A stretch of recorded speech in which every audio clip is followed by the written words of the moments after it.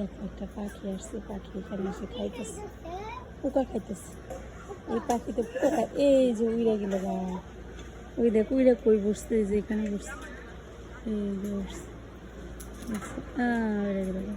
এখন গ্রামের বাড়িতে সবার ধান আসছে, সবার বাড়িতেই ধান, কারণ এখন ধানের সিজন। পাশের বাড়িটা হচ্ছে আমাদের কাকিদের বাড়ি। তো এখানে যে দুয়ারের মধ্যে ধান আছে। যে গ্রামের বাড়ি দেখেন কি সুন্দর আম গাছ, আম কত ছোট গাছে আম ধরছে দেখেন। এটা মনে হয় কিনে এনে চারা লাগাইছে, যার কারণে এত ছোটো গাছে আম আসছে। এমনিতে কিন্তু এত ছোটো গাছে চারায় আম আসে না।